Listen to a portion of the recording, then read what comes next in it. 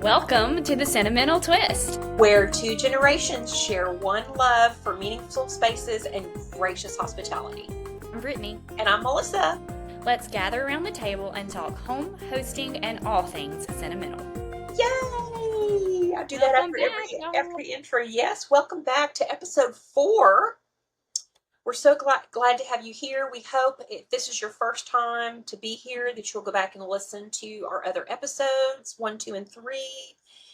And you can follow me, Melissa, at Home with a Twist on Instagram, Home with a Twist on YouTube, where we also have this podcast loaded as a visual, as a video, and homewithatwist.com.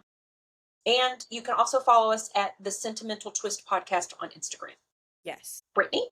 And I'm Brittany Shepard. You can find me on Instagram at Brittany Shepard. My website is thesentimentaldecorator.com. And on YouTube, I am Brittany Shepard TSD for the Sentimental Decorator. Brittany Shepard TSD. Okay, so how's your week been so far? It's been good. I cannot believe we are mid-July pretty much at this point. My 10-month employees that work with me in the school system will be back in a couple of days. And so, yeah, it's like back to school time already for me. So it's insane. You didn't get much of a break at all. It doesn't ever feel that way. I can't believe we're in the 4th episode already. I think this is going to air July 10th. Yeah. So how has your July gone so far? So far, so good. We're gearing up for packing to go to Maine for the month of August, which I'm super excited. We're going to roll that out on my blog so people can follow, and if they're interested, they'll have a way that they can get me to send them a postcard from Maine. Yes. Oh, cool. So I will talk about that in a future episode. Okay. About my history with Maine and why I love it so much, and my time there working as an innkeeper, and how people can follow my journey. It's going to be called the Merry Month of Maine. I love it. I know, I'm super excited. I love alliteration. Me too. Okay, so we're going to talk about sentimental decorating and meaningful spaces. Mm-hmm. This episode, we're going to talk about the art of the mantle. Mm-hmm. How one spot can set the tone for your space. And I know the mantle for a lot of people is a nemesis. Because maybe they don't have the perfect mantle. They don't have a mantle, but they would like to. They struggle with what should be on a mantle. Are there rules? So I would love for Brittany to start and tell us your approach for mantle decorating. Do you change the seasons, the holidays? Do you have rules or philosophies about the mantle? And we're talking about, if people don't know what a mantle is, depending on where you're listening to, the mantle would be the space above your fireplace traditionally. Usually there's a shelf. Yes. Okay. I'm going to make fellow Georgian James T. Farmer very proud right now and reiterate the spelling of mantle in this context. Okay, mantle is spelled M-A-N-T-E-L. No, you have it correct. Mantle, M-A-N-T-L-E, is like when you take up your mantle, sort of like, I think it was Elisha or Elijah in the Bible took up his mantle. But mantle in the sense of over the fireplace is M-A-N-T-E-L. Okay. So I know that's misspelled a lot. Yeah. But we spelled it correctly. Okay, good job. Good. All right. So good. All right. So most of the year, I keep my mantle pretty simple. I have a large vintage gold mirror that was given to me by some friends that were moving out of Dothan to Birmingham and didn't want to take it with them. And it's pretty big. I just looked at it. And it takes up the majority of the space above my fireplace over the mantle.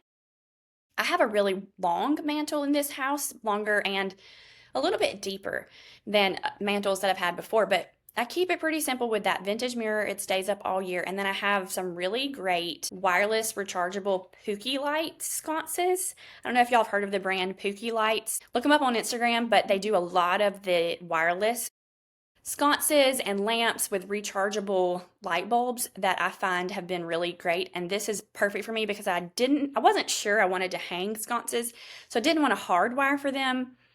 And I ended up deciding to use some sconces, and they look really good. And they have really pretty little shades. So that's what is there all the time. But I really like symmetrical things Okay, so you on like my mantle. I usually lean towards symmetry. in general in my home decor, except for with vignettes. I like the rule of three. Yes. But on the mantle, it's pretty symmetrical most of the year. So you've got in the middle of the mirror, the pookie lights on either side of the mirror. And then right now I have some just blue and white ginger jars. They're reproductions from Amazon that I found pretty cheaply because the true vintage ones and even now the reproduction vintage ones can be very expensive. So these on Amazon, are less than $85.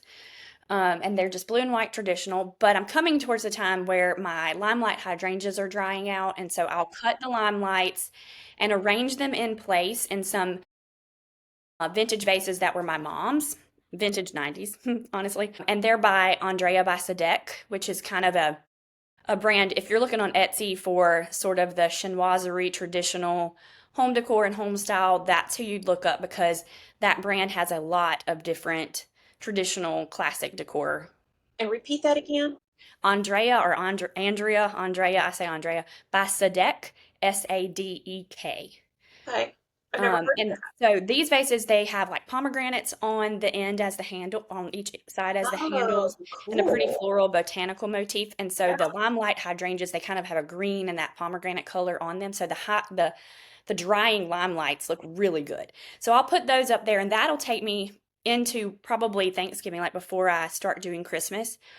Now, closer to Thanksgiving and fall, I may put some fall decor up there and add to it, but I lean more towards sort of natural materials and textures for my fall decor. I do have some orange pumpkins and things, but I have some really great woven pumpkins that I'll add up there that are just like raffia, rattan, that color. And so I'll add that in there with the limelight hydrangeas and the vases. And then at Christmas, that's when I change it up and I go all out. I What have did you say? What was that? You said you what it up? I change it up, I switch it Oh, up. switch it up. Okay, I thought you said something else. Okay. Like I I go train it up or something. well, Okay. I do try, yeah. Okay. It goes up a huge notch at Christmas. Okay. All right. You And then really it crank feels it up. so empty after Christmas, but Yeah. But I kind of like that after Christmas, that it's like a emptiness, little relief. clean. Yeah. But at Christmas, I have mantle. I have these fairy lights in them. I mean, not mantle, garland. You know what I mean? Fairy lights. I found some really great garland last year on Amazon that's cypress type, very realistic. I like it. I like the texture of it. I add little fairy lights in it on a timer because I ain't got time to go around turn all the lights on. Yeah. And then I put some of my grandmother's vintage shiny brights in there, hang some stockings from it. Last year I have a really big brass reindeer that was front and center on the fireplace mantle in front of that mirror. Yeah. I think I'm going to tie ribbons onto my sconces this year. I'm going to try to switch it up a little bit this year, but Is the reindeer still around? Because you were speaking of him in past yeah, tense. I didn't mean to Maybe he speak of had him in past fallen. tense. I thought maybe he had fallen off the mantle. No, he just may end up somewhere else next Christmas. Okay. Yeah. All right. But he is very big and very heavy, and so that was a good place to put him above the fireplace. Got him. Oh my gosh, I got him in one of my favorite little antique malls that sadly is closed down now, but they did not know what they had. And Love I those mean, kind of deals. he is heavy and big, and I paid $20 for him. Unfortunately, here in Fort Worth, everybody knows how much their Mm. stuff is worth. So I don't think I've come across deals like that. I get lucky, but not often You because really it's have kind of to. the same thing.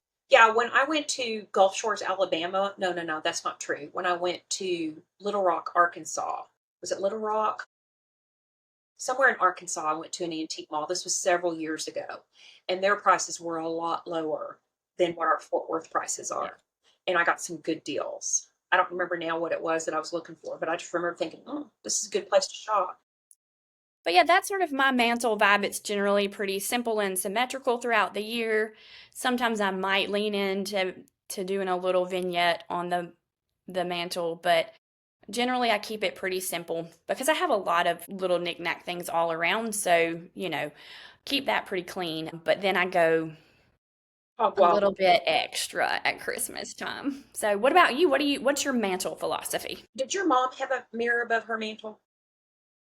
We actually had an oil painting above Okay. ours. All right. So, because I think I too, for a long time, had a mirror above my mantle. Mm-hmm. And I think that that is a generational thing of Mm. perhaps our moms or Okay. grandmothers having a mirror, because we always had a mirror above our mantle.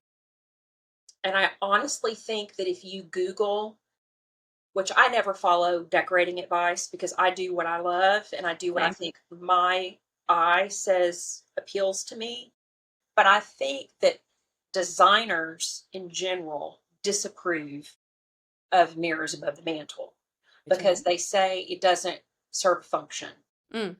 That It usually, reflects light in my room. well, and like mine used to reflect a ceiling fan because it got no light Mm.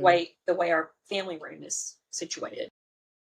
But I had a round, gorgeous gold mirror that I found at Pier 1 years ago that was on clearance because it Rest in had a, peace, real yes, pure rest in one. peace, Pier 1. It's not the same. I think it's still online, but it's just It's junk just not now. the same. And it had been dinged a few times, and I thought that's nothing that a little rub and buff can't take care Mm-hmm. of. For those of you who don't know what rub and buff is, they're little tiny tubes of paint that come mostly in metallic colors, and they're perfect for putting on hardware that you want to change the look of it, or reliefs or whatever. Mm-hmm. It's almost like a man's duct tape. Yeah, you're right. For a woman, rub and buff solves so many ailments. Mm-hmm. And I just put a little rub and buff up there, presto changeo, and it looked fine. So it's been up there. But my friend Catherine White, who is a fabulous artist, and I hope we can have her when we start to have guests later in our season or in season 2. She painted the most gorgeous chinoiserie painting for me. It's a blue and white ginger jar that has magnolias in it with a bowl of oranges. I'm gonna need something. I live on Magnolia You do. Avenues. You're going to need to have her paint you something. Mm-hmm. And she gifted it to me because I've been helping her get a studio and gallery. I've been helping her with her social media Mm-hmm. and just supporting her. And she's a friend that I met also on Instagram back in 2017. And we're just like the best of friends. We have a lot in common, like you and I do. Yeah. Anyway, it's hanging above my mantle, and and Doug loves it. Mr. Twist loves it. It just totally changes the whole vibe. And then we moved the mirror to the stairwell Okay. because that was always a design tip back in the day, is to always Mm-hmm. have a mirror near a door so that Yep. ladies can check their lipstick before they Mm-hmm. head out. So my philosophy about mantles is very similar to yours. I think my eye goes towards symmetry. Mm-hmm.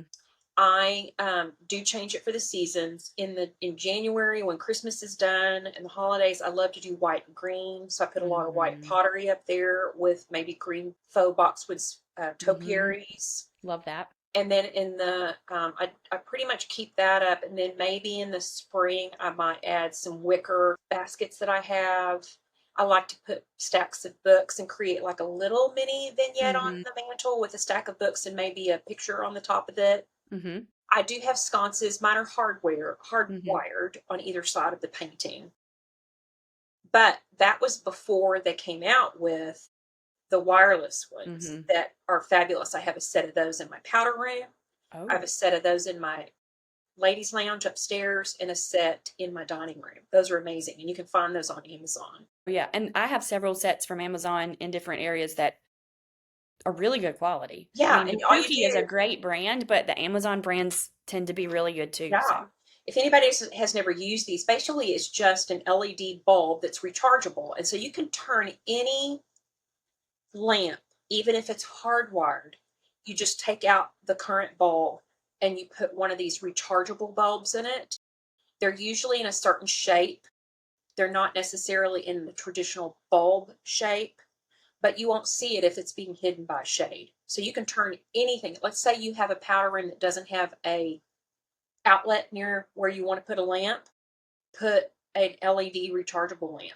Um, so, and then in the summer, I don't change it because it's pretty much still spring. In the fall, I do put dried persimmons, artichokes in some really tall chinoiserie vases. okay. And then for Christmas, I typically will I keep it simple at Christmas.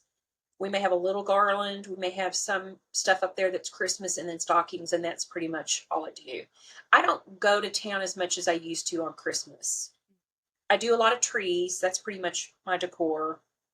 And I like to set up a hot cocoa station. But anyway, I don't think there are any rules about mantles anymore. I think you just do what you want to do. And if anybody has a question about a mantle that they have a challenge for, send us an email at the Sentimental Twist Podcast at gmail.com and send us a picture of your mantle and what your challenges are. And maybe you and I can put our heads together and come up with some ideas for that person. I love that idea. I love that kind of thing. Yeah. I've had several people lately send me challenges that they have in DMs on Instagram. And I mean, they want me to, one of my favorite things is tracking down something for somebody that they're looking for. So if you have a piece or a specific something that you haven't been able to find yet, send it our way. We'll try to track it down. Yeah, absolutely. So that is basically our approach on decorating the mantle. And I like what you said, and I think this applies for every decor in your home. You know, if it's beautiful to your eye, then do it because you live there and you want to feel that joy when you see the things in your home. And that's a lot about what sentimental style is about. And I think I have a funny reel that I did several weeks ago, maybe last month sometime. Like, if you love it, it is in style. Absolutely. Okay? And you can make it match. It doesn't have to matchy. Matchy is not a thing. Don't try to be matchy. If you love it, it's in style. If it brings you joy, the one question, ask yourself, does this make me happy? And if it does, you can make it work because it's your home. And you can find a lot of great things at estate sales and yard sales. I tend to like estate sales because I think it's merchandised a little better, but you can find things and give them a new life. You can spray paint something. You know, I really don't shop at Home Goods or TJ Maxx much at all. If I ever do shop in there, it might be to get a candle or a bottle of like lotion or hand soap to give as a hostess gift, or maybe a couple of picture frames. But I don't go in there and buy decor anymore because I would rather use what I have or repurpose someone else's treasure that I find in an estate sale. I have the same philosophy, and I'm the same way. I used to, I mean, when I was younger and didn't have access to as much, I didn't understand that I could thrift as much as I could actually thrift my home decor. And to me, that's just adopting heirlooms. You know, they become yours and part of your story. But yeah, Home Goods is my go-to for little things that I need to be new, like candles. Honestly, that's my place where I get gift bags. They have really good gift bags. Yeah, that's a great idea. And then cute little note cards and things like that, but not for decorating. And the paper hostess napkins, like that you can put in the guest napkins you can put in the bathroom, things like that. So yeah, I love buying something in an estate sale and imagining how that hostess used it, that owner used it, especially cookbooks and recipe boxes. Oh, if I went to an estate sale not too long ago, and Mr. Twist's family is from England, and he has a lot of great memories of his family, of his grandparents living in England. And the lady that owned the home was a big traveler, and she had some Cotswolds books, and so I got those for him for Father's Day. And he loves them. And he came in one night with tears in his eyes and said, "Thank you so much for those books, because I was able to think about a lot of things in my childhood and my visits with my grandparents I hadn't thought about in a long time." That's precious. You know, he didn't need anything new, and those books will now live on with him and perhaps my daughter and her future children. So anyway, I gave my dad vintage golfing books for Christmas, for Father's Day. Yeah. So we have the same kind of plan. Yeah, absolutely. Well, that's a good segue. Yeah. We talked about estate sales and imagining how the former owner used them and items and hosting and things like that. So we're going to move on to our hosting and gracious hospitality segment. Love it. So today we're going to talk a little bit about hostess gifts and maybe a little controversial statement by Anna Garten, our beloved barefoot Contessa. Better Homes and Gardens magazine recently posted an article that featured Ina's take on hostess gifts, and she said there are certain things that you should never give as a hostess gift. Melissa, what did she say that we should not have as a hostess gift? To take a bottle of wine, Mm-hmm. because the expectation is that the hostess thinks that she has to open it, Mm-hmm. even though you could say this is for you all to enjoy later. I Mm-hmm. think she just thinks it puts some pressure, unneeded pressure on the hostess if she's already planned out. Now, it's one thing if she's told you BYOB and you're bringing Mm-hmm. it to open and enjoy yourself, Right. which we tend to do a lot now whenever we Mm-hmm. entertain. We'll have a signature cocktail to start the evening when as people arrive. But Mm-hmm. then we usually say, hey, bring what you like to drink because everybody's different and some people Yeah, don't like to drink. So, that's true. we always have a non alcoholic option for people. But hers was not to bring alcohol. And her other one was to not bring flowers. Mm-hmm. And I can see where she's coming with that because I don't think most people are going to bring it in a vase Mm-hmm. already, like you said you would do, Brittany, in a Yeah. cute little vase. I think most people are just going to stop at the farmer's market or the grocery store or the flower shop and just bring flowers that are wrapped in paper. Mm-hmm. And then the hostess has to stop what they're doing. And we all have been a hostess, and we Yes. know, for those of us who are seasoned hosts, we have a to-do list, and Mm-hmm. those popovers have to go in right now. And you're handing me a vase of flowers, which is lovely. Thank you. Mm-hmm. But now I've got to find a vase and put them in water. So it's not that these things, I can't remember what the other things were because she had a Those whole were the list. two main things she said, and basically it was anything that the hostess would feel like they have to Stop. serve or open or do right when you got there, like put flowers in a vase, just because it puts them in sort of a tight spot with wanting to continue what they were planning to do for the event. Yeah. So I totally get it, and I completely agree um, with I I think it depends on your relationship with the hostess. that true. If it's somebody who's your bestie and knows where your vases are, Hmm. then they can, put the flowers in a vase. Hmm. But I get it because the hostess has gone to a lot of trouble to set the table with a certain color scheme and a certain look, Hmm. and maybe it's patriotic, and you've brought hot pink flowers, and I think she would feel like, oh, where am I going to put these? And so, I think a house plant is a great hostess gift. If you want to bring something that's live, we can always use a beautiful house plant. Right. But so let's talk about what are some things that you and I like to bring. Hmm. Do you want to start with that? Yeah, I am guilty of the flower thing, but it's mostly cut from my yard and in a vessel already. Mhm. And I'll offer to put it like in their bedroom at their bedside table or offer to put it in the bathroom or the powder room. But also a lot of my friends already do that kind of stuff, people that I'm going Mhm. to, you know. So I'm guilty of that. Sorry, Anna. I do bring flowers from time to time, but it's never like just a bouquet that's wrapped in cellophane. But the other thing that I really enjoy is little stationery items because I don't think we can have too many of those fun little list maker notes. This is something I would possibly get at Home Goods, actually. But if I can get a monogrammed or at least with the first initial, it might be a little to-do list with their first initial and a really nice pen. That is something that I like to do. And I don't know, do y'all have pop shelf Yes, they have it stores? at containers. Well, we don't have it as a single store, but I think they sell it at Container Store, So it's maybe. actually owned by the Dollar General company, What Pop about it? Shelf, but it's a store and they have really great little gift items like that. Okay. We had one locally and some road construction got in its way and it shut down recently. But Shoot. there's one in the next town close by, so there's still one accessible. But they have really good little paper. They have a whole stationery section and it's organized by color. Oh my gosh, I So would totally geek out on that. but that's one of my go-tos because I love little list maker note cards. One of my favorite actually you can get online is JSH Home Essentials.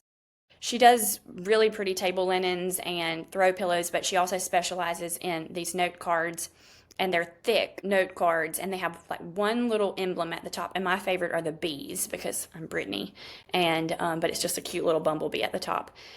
And she does a seasonal one. So amaryllis at Christmas, or, they're really pretty. JSH, Home Essentials. So that's kind of my go-to, honestly. A little piece of stationery, not a thank you card set or anything like that to make them feel like they have to write thank you cards, but something that I know that they'll use to jot grocery list on or to do items on, that makes it simple. Rifle Paper Company has pretty ones. Love Rifle. Anything from Rifle Paper Company. What about you? What's one of your go-tos? Okay, so I shared with this. I'll share this story real briefly. What gave this the idea to share this is that Southern Living posted something recently, which was Ina's, list. And so I chimed in with what I like to do is bring something homemade that the hostess can enjoy the next day, like banana bread, or if it's in the fall, a loaf of pumpkin bread, and wrap it up with a pretty bow. And I love to wrap things in waxed paper because that reminds me of my grandmother, and it's just kind of vintagey, and a lot of people don't use wax paper anymore. And I'll put washi tape on it. And so I just kind of try to make it into a gift. If I don't have time to bake something, recently Target did a limited edition capsule with Kate Spade. And she came out with some really cute jars of different candies or olives that are white chocolate, but they look like olives. And I think they were $5 for like strawberry gummies in the shape of strawberries. Just real chocolate covered pretzels, rosemary biscuits. I bought a bunch of those and I keep those in my pantry. And anytime I'm going to go to someone's house, instead of just taking the jar and going here, is I like to wrap it in cellophane and put a ribbon around it. And it's just a little something that they could put out into a candy dish, or they could, hoard in their bedroom when their husband goes to bed and they want to eat something. I also like to make my own gift tags, and I have a few available on my website, homewithatwist.com, in my digital store, that people can, most of them are free, and people can download them and print them on cardstock and then cut them. And you can either give a stack of those as a nice little hostess gift and a little piece of cellophane, or keep them for yourself and cut them and use them on gifts. So it's not about how much money you spend. It's the sentiment behind telling them thank you. I don't really like to gift candles because everyone's fragrance is, unless I know the person loves the smell of vanilla cookie, but everybody has a different smell. Some people like things that smell like flowers, and some people like things that smell like food. I tend to be a food person, but I don't like things that smell like coffee, and that's a food. So I try to stay away from a candle. I do too, for the same reason. That's kind of And some people are sensitive to fragrance and things like that, so I try not to do candles as well. I forgot one thing that I like to do, if I can find them in maybe the dollar spot or something like that. It's tea towels, little seasonal tea towels. Yes.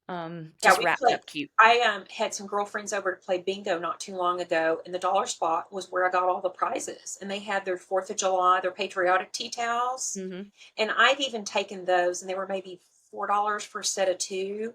I've taken them to my monogrammer. Smart. And she monogrammed them for like $10.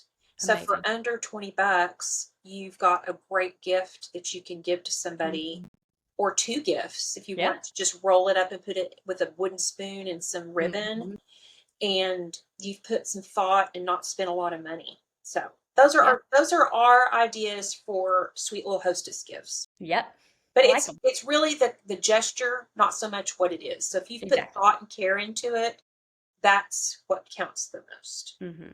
Agreed. Okay, so we're going to move on to a new segment for us, which is called the Sentimental Garden, Growing Plants with Deep Family Roots. And this is a segment where we're going to talk about our gardens. We both love to garden and grow beautiful flowers and vegetables that we can bring inside to enjoy or gift. And Brittany talked about how she likes to cut flowers and take them as gifts. And in, I think, episode 2, talked about a cute little idea that you and your friend Anna have, where you share the vase every year and you fill it with flowers from your garden. So share with us what you've been up to, because I know you've been working a lot in your garden at your house lately. Yes. So my home was built in 1953, and it was one owner before me. And so Miss Lucia was the owner, the wife, and she was a gardener and she had a beautiful garden in its day, but she was 98 years old when she passed away. And so for about 10 years, it's been a little neglected. And so really, I've been in the house since December of 2023. So really one full gardening year. This is my second spring, but I didn't really do much last year except for trying to get weeds under control. I had to remove some things so I could add a fence for the dogs, but just kind of seeing what popped up and figuring out what I wanted to do. And so cleaning up a lot, getting the invasive wisteria and English ivy under control, which is a never-ending task with the wisteria. Anybody that has had invasive wisteria knows what I mean, because the roots just pop up all over the place. Yeah, that and trumpet vine. Yes, you're not Trumpet wrong. vine is, But never get rid of it. yeah, but my background is I don't have much of a gardening background, honestly. My mom loved flowers and she potted up containers every year and did that, but it's not something we really did together. She didn't really garden that much. And so it wasn't until Anna and I became close friends that I really got into gardening. She's the one that's kind of taught me everything because she did grow up in a gardening family and her mom and grandmother were gardeners and she learned a lot from them. And it's so funny because when we go to each other's house, we end up walking around the yard at each other's house looking at our plants. And she's like, oh my gosh, we're so my mother and grandmother right now. I'm walking around our yards looking at plants and seeing what's growing and what can you divide to give me and things like that. Yes. So at this new house, I'm really kind of reviving as much as I can and wanting to put a lot of the southern plants back in. There's tons of azaleas here, and I'm thinking through possibly naming my house and honoring Miss Lucia and her love for azaleas and that. So stay tuned. That's a project that I'm working on potentially. Because I think a house having a name is just super posh. But right now, I've planted bulbs, and so I have bulbs popping up. I have bulbs of Miss Lucia's popping up, spider lilies. No, Oh. tiger lilies. Both, actually. Huh? But the tiger lilies are orange and they're really, really bright and beautiful. I did sow some zinnias, so they're starting to bloom finally. It took them forever. I've put some sunflower seeds in that were my brother's that he gave me. But probably the sentimental thing that I planted this year is I put an arch in and I planted New Dawn roses. And, my mom's name was Dawn, and I'm Brittany Dawn. And so they're What's going to the be growing. rose look like? It's really delicate pink. It's a climber. And so it'll grow. I put two in, one at the base of each side of the arch. And so it'll grow up over the arch. But I went to the Master Gardener's sale, our spring sale in March, and added a lot of pollinator perennials that are natives and just really good pollinators. So I'm working on pollinator garden, reviving landscape, adding more azaleas, more hydrangeas, more gardenias, very southern vibe plants. So this time next year, I think everything sleeps, creeps, and leaps. So I'm hoping next year will kind of be the between creep and leap for some things.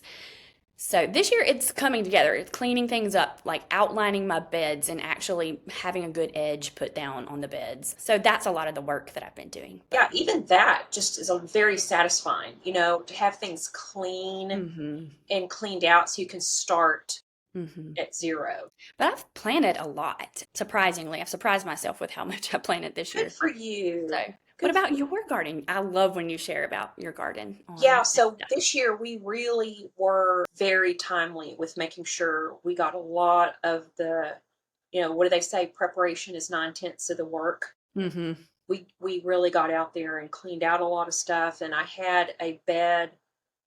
We have a long pathway that's on the side of the house outside of our kitchen to the side gate. And it's paved in brick. But it wasn't very pretty. And when you look out the window, there wasn't much to look at. So I put in a flower bed back there that doesn't have sprinklers. So it's something that requires either one of those, the hose, a soaker hose. Thank you.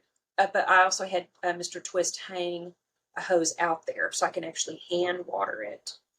But that has really taken off. I've got impatiens and ferns, and I've planted some perennials out there, and I've got some hanging baskets and a hummingbird feeder. And so every time I go out there, it's just so pretty. And so I'm really proud of myself on that. In terms of sentimental, several years ago, we planted irises that belonged to my mom's best friend, Margaret. I think we talked about Margaret in the second episode. Yep.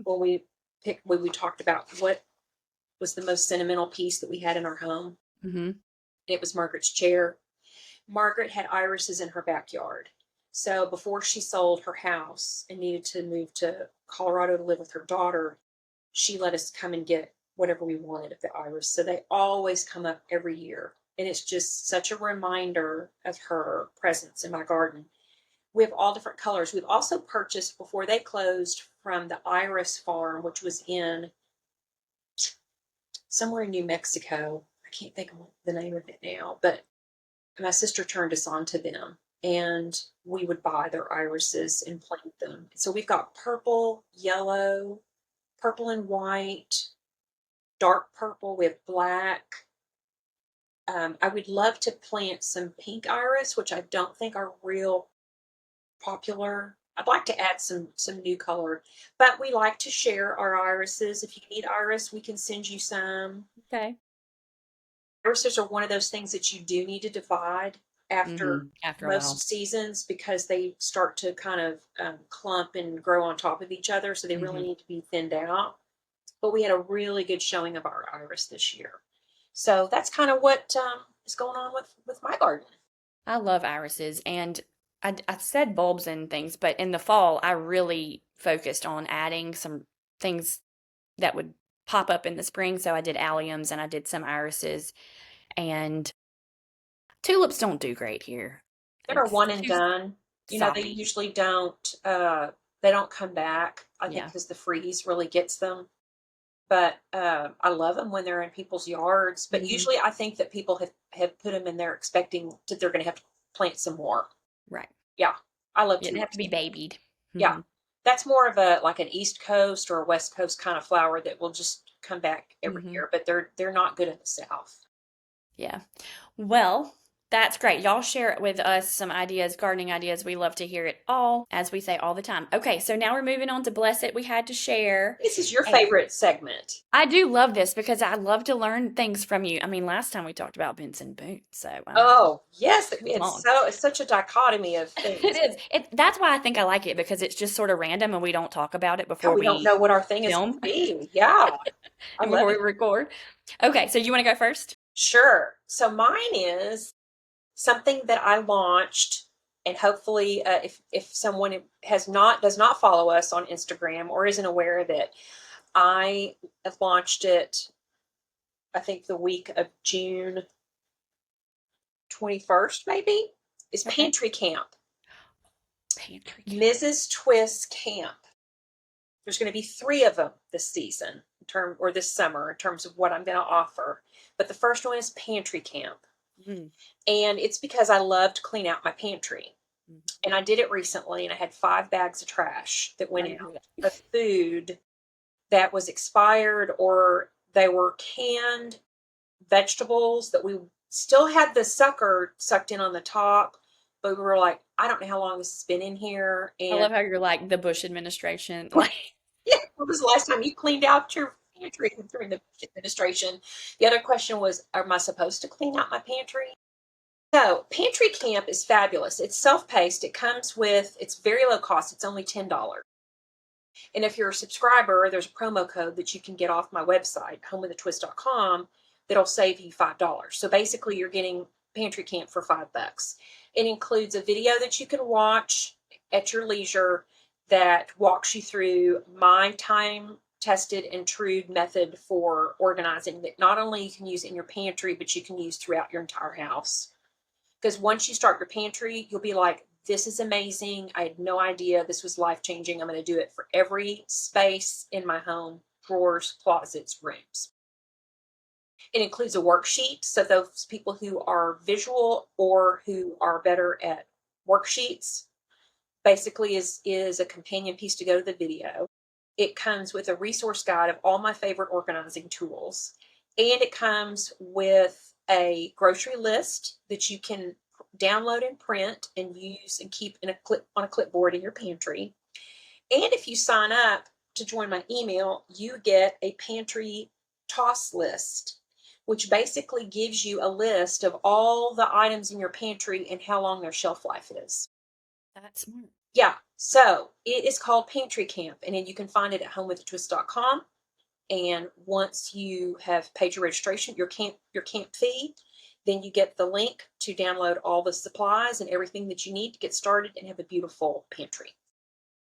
I like it. That's my bless that I had to share it. What an innovative idea. Yeah. Because a lot of us kind of get in the weeds on cleaning things out and knowing what to keep, what to toss, when to keep it, when to toss it, and to stay organized. I mean, well, that's it's a hard. commitment, and I don't want to Mhm. share what my secret is because I want Yep. everybody to do in the pantry, but it is, and I do say this in the worksheet and in the video, it is not something that you're going to do in a couple of hours. It is an all-day project. Don't plan to have lunch with a girlfriend. Don't plan to run errands afterward. You're Mhm. going to be exhausted when you're done.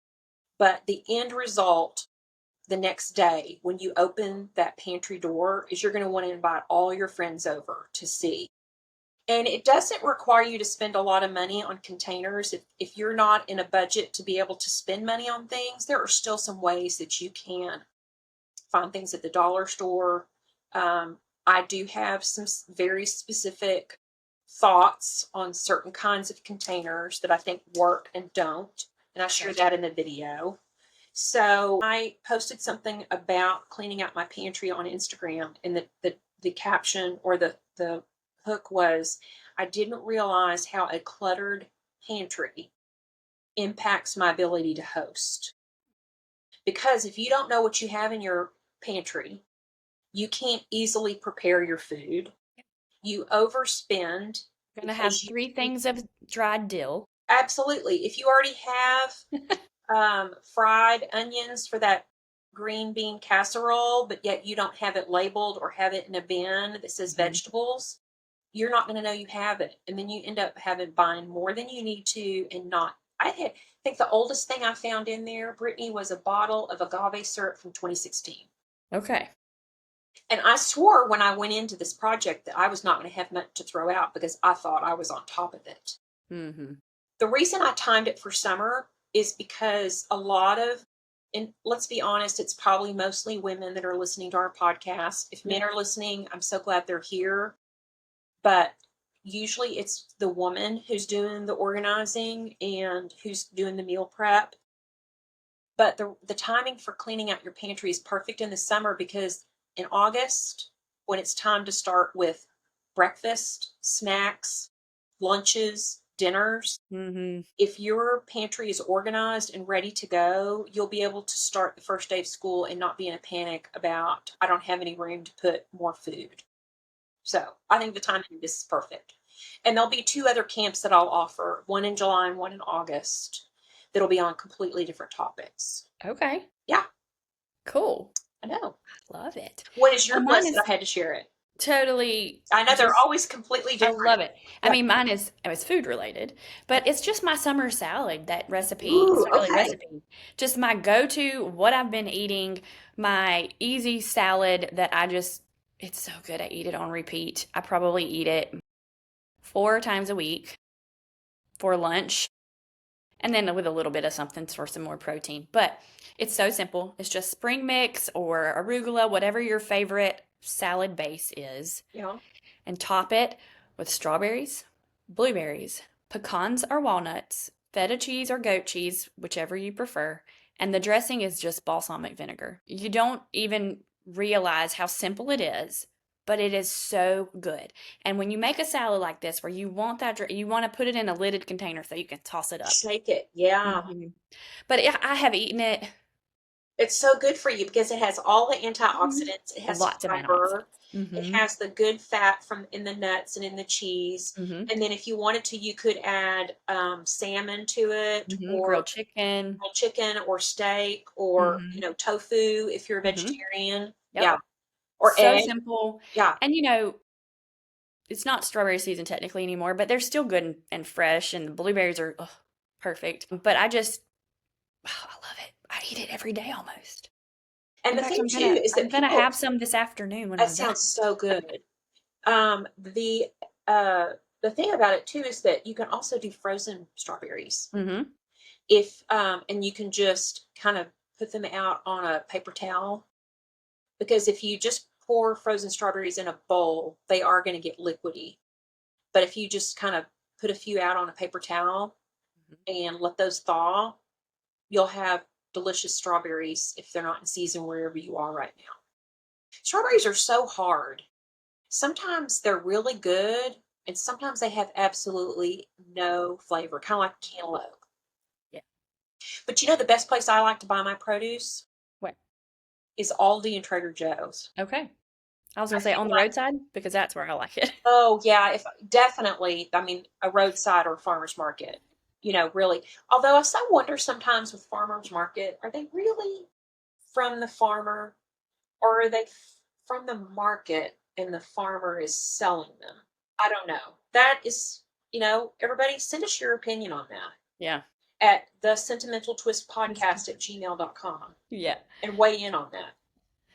Yeah. And if you're a farmer, don't come, if you're a farmer, don't come at me that I'm so Oh, no. sorry if I offended you, and you No. you legit grows your strawberries and you sell them. I'm just wondering. Mm-hmm. I bet there's a little bit of both. Probably. And who Mm-hmm. cares? You're bringing it to me. Okay, I love it. So So, salad and pantry camp. yep, I love it. That's awesome. I love how random it is. I Yeah. think that's why I love that segment. Okay, we have a new thing we're doing today, and it's a listener submitted question, if you will, Yes. Mhm. called "What You Thinkin' Sugar." Yeah. What you thinking, sugar? So we love it when y'all write in and what's on your mind and questions that you might have. So when we first launched, I did a question box in my Instagram stories about topics and questions that you might like for us to talk about. And we chose one from our friend Kate. And so, Melissa, let's talk about Kate's question. And her Okay. question is, what are some tips, or what do you do to make an open concept space more cozy? Great question. Yes, and I have an open concept floor plan. So this was Okay. a perfect question. Kate, thank Okay. you. And thank you so much for your support of me and Brittany. She On is our, very sweet. she is sweet, isn't she? So I have an open concept where you walk in, and the kitchen and the living room and the breakfast nook are all one open space. And there's the kitchen counter has a bar. So that's really the only visual definition of the Mm-hmm. room. And it's a little challenging to arrange the furniture because my house was built in 2000 when televisions were in armoires or in cabinets. So it is in an armoire still. We still have that style. Eventually, what I'd like to do, and probably when we put down new floors, is have a cabinet built there so the television could be put in there and the doors can be shut. Mm-hmm. I mean, the armoire shuts it now, but I kind of feel like, armoires are kind of a thing of the past. I don't know. Maybe they'll come back in style. One thing that I did that really cozied up my open space was that when our daughter moved out after she graduated from graduate school and went on her own, we found that we weren't really sitting at the kitchen table anymore to have a meal. We were either going to our separate spaces and working while we ate or watched our own shows, or we would sit in front of the TV on TV trays. So what I did was I created a morning room, and I took out the dining table and moved it into the actual dining room, which was what I at that time called my ladies' lounge. And my ladies' lounge I've moved upstairs. We kind of did a fruit basket turnover where we moved everything around, which I love to do, by the way. And I put in a cute antique table that when you look at it, it just looks like an end table. But when you pull it out, it actually becomes a fold out table. So if I wanted to have extra seating for people, I can fold that out like at holidays. But for right now, it's just a table, and then it has a wing back chair on one side and a cane back chair on the other and an ottoman. And we grounded it with a rug. And that is where I like to sit in the morning with my coffee or I like to sit while I'm waiting for something baking in the oven and I can't really start a new project because I need to be near the oven when the timer goes off. And a lot of times I find my friends like to sit there while I'm cooking in the kitchen and visiting with me. Yeah. And it's really made that space cozy. So my advice would be is to look at where you can create different seating arrangements, little moments where it could be a place that you sit and read a book or read your devotional or just do nothing, drink a glass of wine. And I think you can do that by reimagining the traditional way that we position our sofas and chairs and come up with a little seating area. So that would be my suggestion. Okay. You know, mine is similar. It's kind of zones. Like you have your zones, and I would use rugs to really help define the Yeah. zones. But my main thing to make things cozy, regardless of open concept or not, is going to be lamp lighting. I think it's the ultimate way to have a cozy room is to have lamps Absolutely. and no overhead lights. And so, you know, I think defining the living area with your tables and your lamps, adding texture, having a rug in that sort of, I call it the Waller room where I waller, but my den. Waller, like you waller around like you're a lazy sloth. Okay, all right. Because you also Where it's where my TV is, but it's connected to the kitchen. It's not entirely open concept, but it's close enough. But I define that with the rug. I have a sofa table. I have things where I can add layers. and And sofa kind of, table is a great way to define a zone, mhm. to separate a space. That's a great idea. But lamps are really my go-to of cozying up any space. And so your little section that you were talking about, I'm like, "Ooh, let's put a pretty lamp on that table." You know, make sure that it's And that cozied lamp up. came from a resale shop. Mm, I think I paid $35 for it. It's a chinoiserie. I think it might be not. It's not like from the Ming Dynasty, but mhm. it's probably from the It's old. 70s. It's old. It's a good one.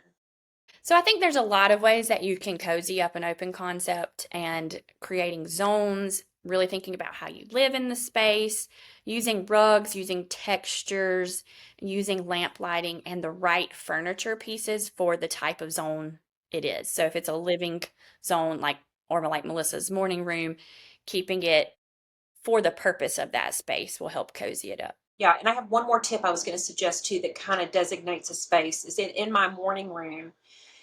It's a west facing wall that looks out into that little courtyard that we talked about earlier about gardening. Hmm.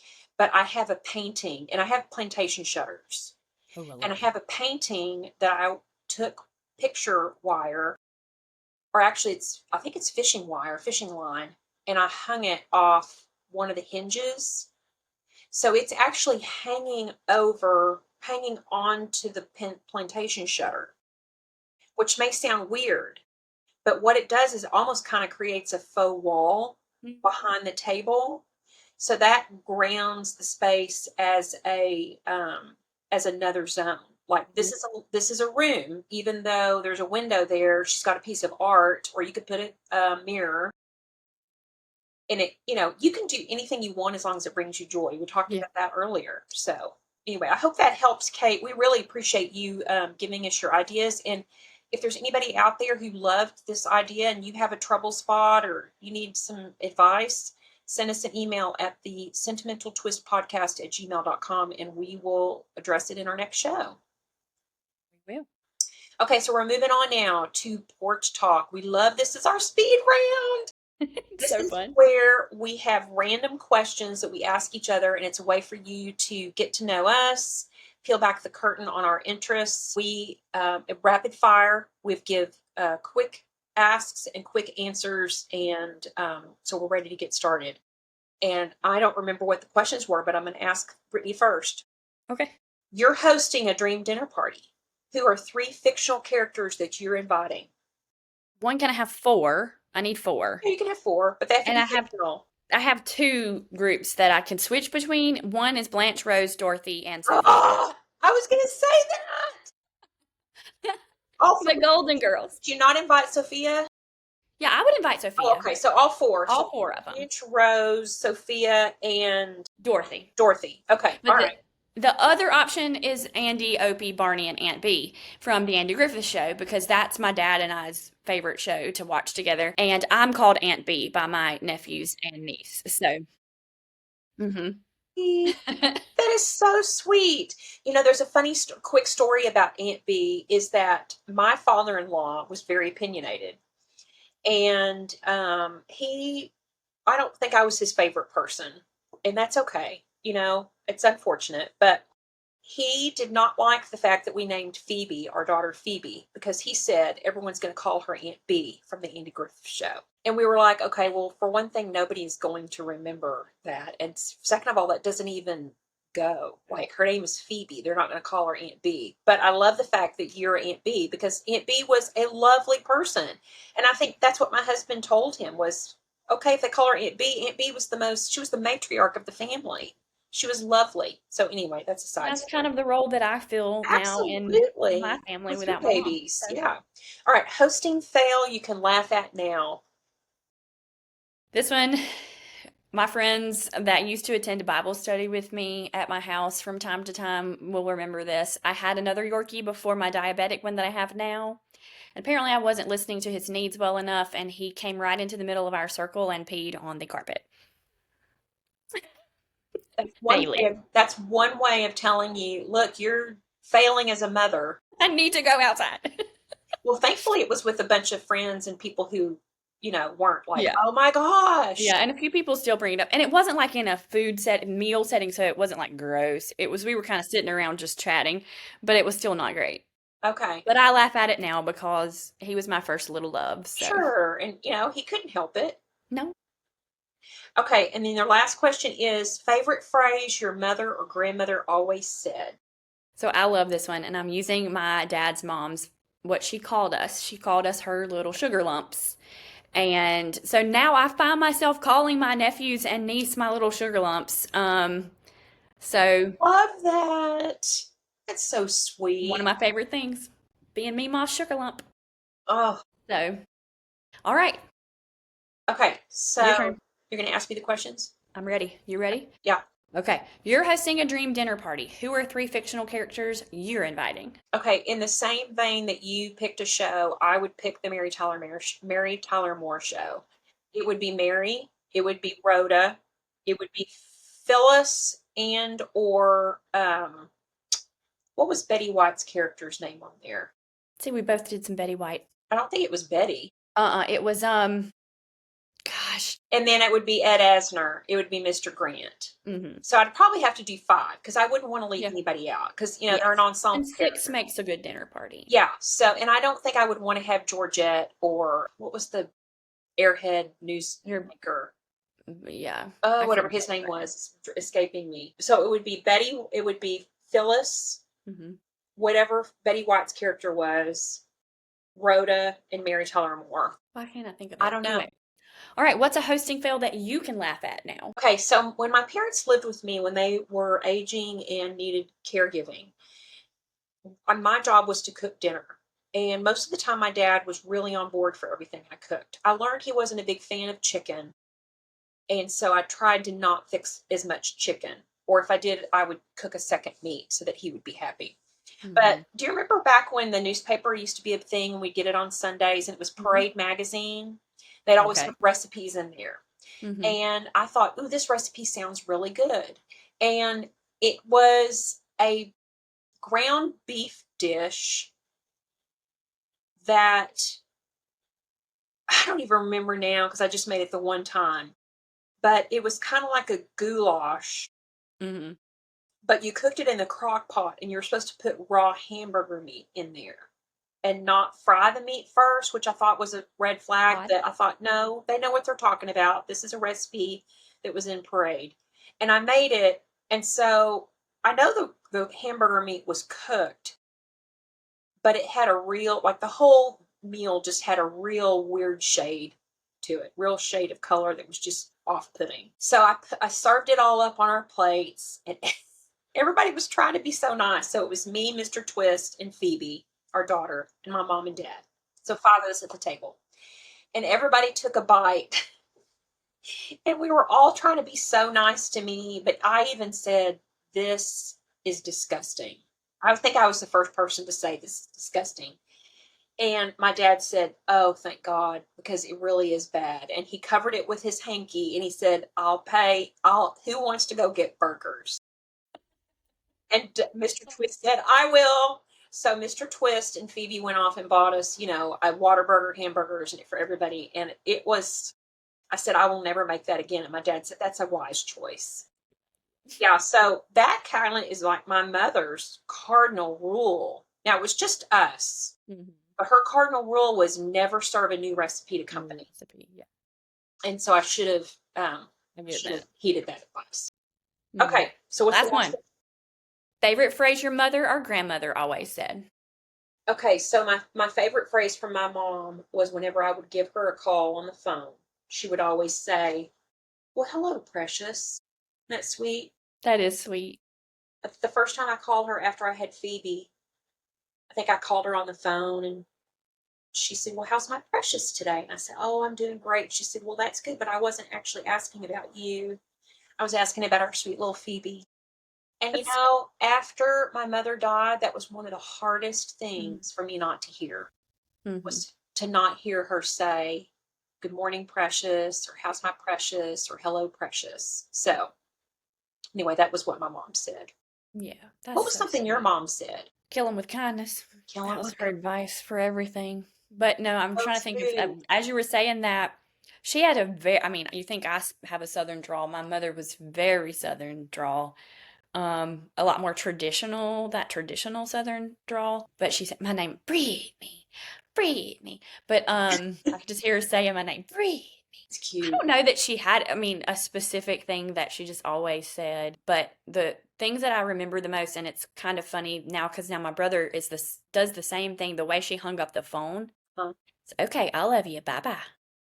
And now my brother sounds, okay, I love you. Bye-bye. And even though his voice is so much deeper and different, it's still the same intonation and sounds the same. Bye-bye. So that's something sweet. I really remember. So sweet. I have a lot of recipes that my Aunt Helen wrote. And she would always write damn good on the name of them. So that's kind of like a little saying. That's cute. Yeah. Okay, so it's time for us to close the show. And this week it's my turn to have a toast to sentiment. Yes. This is where we share a sentimental quote, a story, or poem, and end with a toast to raise a glass and be so grateful for sentimental things. Mine is a Irma Bombeck quote. Okay. Irma Bombeck was a humorist and popular writer back in the 70s and 60s, 70s, and 80s that a lot of women could identify with because she was very relatable as a housewife and a mother and all the things. And she delivered her message in a very funny way. And I often remember my mother reading her books and dying of laughter I could hear coming from the bedroom. So this is what Irma has to say. There are people who put their dreams in a little box and say, yes, I've got dreams. Of course, I've got dreams. And then they put that box away and bring it out once in a while to look in it. Yep, dreams are still in there. These are great dreams, but they never get out of the box. It takes an uncommon amount of guts to put your dreams on the line, to hold them up and say, how good or how bad am I? That's where true courage comes in. And so I am so glad that I reached out to Brittany and said, hey, what would you think about doing a podcast? Because we wouldn't be here right now if we both hadn't taken the courage to say, we don't know what we're doing, but we have great stories to share. And if we never do it, that would be the loss. Mm-hmm. So I want to raise a glass to Brittany and say thank you for the courage that you've given me to start this podcast and to reach out and be friends with a total stranger, because you've changed my life. I feel the same way. Gosh, this is so good, y'all. We could go on for hours and talk. So we're just trying to keep these episodes not super long, but enough for you to do errands and chores and Go for a things like that. walk. But Get on the this is treadmill. this is such a blessing to me. I agree. I get a little emotional thinking about it because this is a dream of mine to sort of encourage others to see the joy in the stuff that we've experienced, the stuff that's been hard, because both of us have experienced hard things, and everybody has. But creating a joyful life through our home and through our hospitality and through sharing our stories and our history, I think everybody can do that. And so this is great. Thank you for the idea. And I know our mothers are so proud of us. I They've know. already met, and so Yeah. they gather wherever they are. You know, in my Mhm. little simple mind, this is how I imagine heaven. It looks just like a neighborhood. Mhm. And they, each of them live in their own homes, and they're whole and they're healthy, and they're getting to do all the things that bring them joy in life. My Mhm. dad's getting to eat all the coconut he wants without having to get his hand spanked. My mom's reading books and she's with her friend, and I know she's met Dawn, and they're just up there going, "Look at our girls. Look at our girls." So, I feel that. yeah, me too. Well, on that sentimental note, we just want to thank y'all. That's all we've got today for the Sentimental Twist. And please follow us, subscribe wherever you subscribe to your podcast. Share with a friend if this is something that is joyful for you. I hope that you're making this a part of your weekly ritual to tune in and see what we're talking about. And also make it a part of your ritual to send us your stories. We really are looking forward to sharing more of your stories and maybe having some of you on as guests in the future, as we're figuring out what this looks like for the long haul, because we're having so much fun with it that I don't see an end anywhere in sight. No, and I always tell Brittany, we're going to be on the Jenna and Friends show someday because this podcast is so much fun and It so is. relatable. Mhm. Okay, so thanks for joining us on the Sentimental Twist. Where we believe every space tells a story. And every story deserves a place at the table. Until next time, Keep things cozy, collected, and a little bit sentimental. bye, y'all. Bye, y'all. See you next week.